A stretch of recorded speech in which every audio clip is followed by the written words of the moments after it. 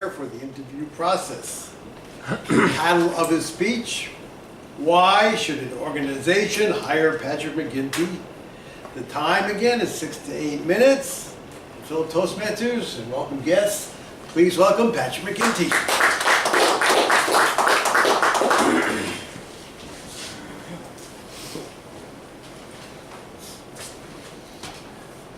On June 8th, 2017, I left a great job at Western Washington University in order to rejuvenate, refocus, and to take on a new challenge. As many of you know, during those 5 months, I biked down the west coast of the United States, I hiked the mountains of the Cascades and the Canadian Rockies, and I spent some real quality time with my parents, who both just turned 80 years old. These last 5 months have been spectacular.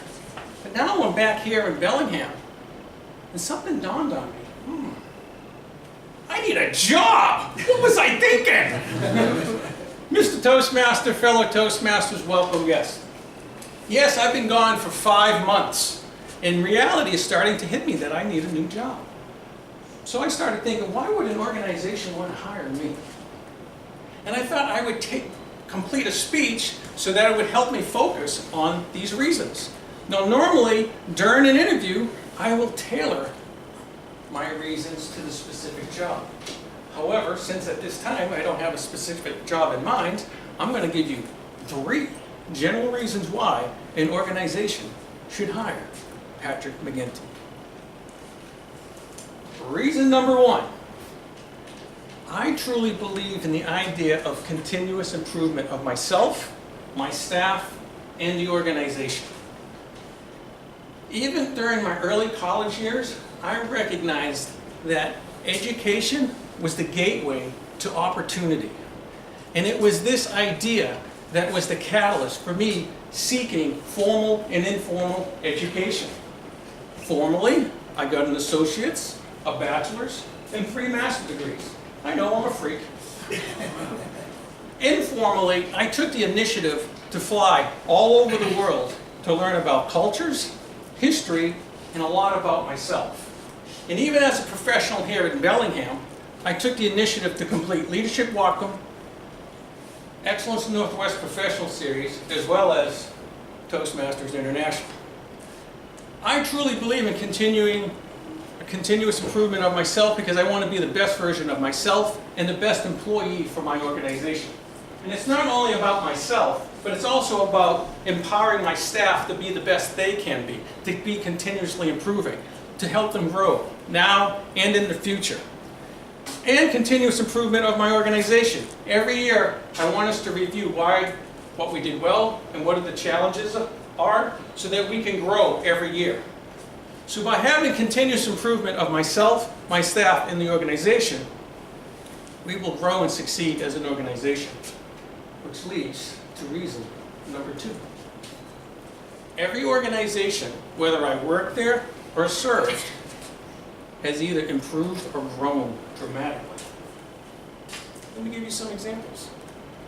At Brown University, where I used to work a long time ago, I was hired to be the summer student life coordinator for the pre-college programs. When I got hired, we had the best academics, but our student life program wasn't very good. As a matter of fact, within a week of working there, I realized none of the staff wanted to return. It was a bad sign. But I hired excellent staff. I made the systems very efficient. And my staff and I put together tremendous activities that included the largest summer college fair in the country, as well as the Distinguished Speaker Series that included speakers such as Dr. Sergei Khrushchev talking about what really happened in the Cuban Missile Crisis. We had somebody follow in the footsteps of Ernest Shackleton. And we had the guy who founded the first human embryo, who cloned the first human embryo, talking about the future of medicine. It was programs such as these that made us, according to my executive dean, the #1 summer student life in the program in the country, added with the academics, and we quadrupled the number of enrollees into our program. That's tremendous growth. Another example, when I worked as the director of director of students in service at Washington Campus Compact, when I started, a colleague told me, your program has 1 foot and 4 toes in the grave. However, again, hired excellent staff, made the system very efficient. Program doubled, the number of states involved tripled, and we became the 2nd largest AmeriCorps program of its kind in the country. Give you another example, Washington Campus Compact. I just worked there for 10 years. Before I started there, they couldn't fill all their enrollments. But since I've been there for 10 years, whether I managed it, directed it, or oversaw the program, we filled 100% plus of our slots 10 years in a row. Now, since I've been gone, I checked to see where they were at. They have 20% of their slots open, but that's another story. Even here at Bellingham Evening Toastmasters, when I first joined, back 3.5 years ago, our enrollments were only like 15 members. Our remember it was pretty low. But after 2.5 years of working with the executive staff, our enrollment for this club went up to 37. And the other time I was president, our enrollments went up to 38. So a lot of organizations I've worked with, historically, have grown or improved tremendously when I joined the organization. Which leads to the third reason. Not only do I as an employee bring results, but I also save a lot of money. And how do I do that?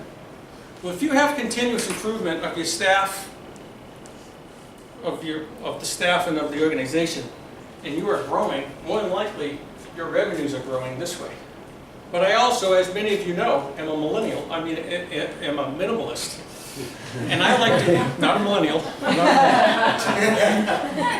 definitely not a millennial, but I'm a minimalist, and I like to review the expenses and cut out all the wasteful spending. I like to hire staff and recognize money doesn't grow in trees. And also I'll review all the systems and processes and make sure they're efficient and effective. So what happens? Your revenues are growing, your expenses are decreasing, and as a percentage of the mark of your revenues, it's decreasing. So this gap is all of your savings. Now let me give you an example. At Washington Campus Compact, when I first started, we had $55,000 in reserves. That sounds like a lot of money if it's in your bank account. But for a $2 million organization, that's not a lot of money. When your payroll is over $500,000. That's only 1 month of payroll. In 4 years, we had over $1 million in reserves. How did we do that? As a director of students and service, it was an $800,000 fixed amount federal grant. It was run so efficiently, you had $420,000 of free cash flow. That paid for a lot of staff, and it really helped out our reserves. So if there's an organization out there looking for an employee who believes in continuous improvement of themselves, their staff, and their organization, who has a history of working for organizations that grow and improve dramatically, and also brings results while saving a lot of money, then they should consider hiring Patrick McGinty. Because I can guarantee you this, if history is any report card, then I can guarantee you that any organization that does hire me will prosper, and you can take that to the bank. Mr. Toastmaster.